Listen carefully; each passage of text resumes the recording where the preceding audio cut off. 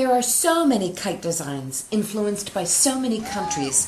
The interested kite maker could spend a lifetime of spring weekends perfecting designs and testing them out.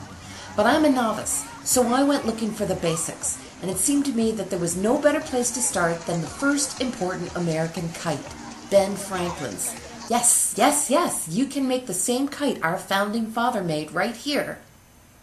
And I just recommend that you don't attach the metal key to it or stand in a thunderstorm. But in my research I found a pretty standard modification of Ben's kite, and the frame's dimensions and proportions and layout were a little bit different. So with really cheap and repurposed materials, I decided to make both versions. Now for both of the kites, I glued, then lashed 2 sticks of balsa wood together at the appointed places. I put a notch in each end of the frame's parts, and I wrapped the string around the structure's edges twice, tautly, to create the finished frames. That was incredibly easy. Ben's kite was finished with some spare lightweight fabric that never ended up working as curtains for me.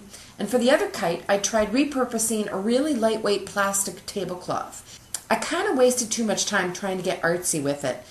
This is about as poor an excuse for a Hawaiian sunset as you can get. I used the Ben Franklin recipe for the tail for both kites, a long string to which pieces of fabric are tied. So here's some footage from the Austin Kite Festival. So here I am at Zilker Park for this year's Kite Festival. It's really beautiful and I've never come before. And the whole great lawn is just filled with kite flyers and families, and Frida! Hi! Frida's here!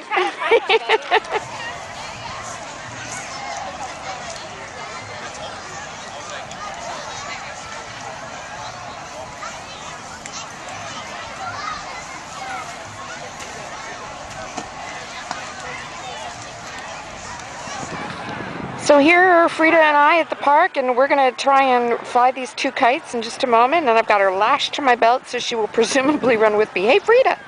Yay! I clearly have a design flaw, and it's in the bridle, which is moving up and down so that as soon as the wind picks it up, and I'm having a hard time doing this with one hand to illustrate, but this bridle is riding all the way up to the top, so I have to find a way to fix that while still keeping some slack in the bridle. I would say that's either a design flaw or a problem with the construction, but I copied that construction exactly. So with Frida lashed to my belt, did I have any success? Well, not so much. There was a little tripping over each other, but that really wasn't the reason. For people flying solo like me, there just wasn't quite enough breeze for one person alone to get a kite off the ground. Solo flyers were struggling all over the place. If Charles had been able to go with me, we'd have gotten both of them airborne working together. And Charles is willing to give it a go at another time. He's got a good plan, actually, that involves Frida, too. He thinks we need to run the kite string under her collar, then throw the ball into a strong wind, and as she runs to get it, the kite should take off. To see how you can make your own Ben Franklin-style kite, visit this site. And for more information on Austin's awesome annual Zilker Kite Fest, visit www.zilkerkitefestival.com.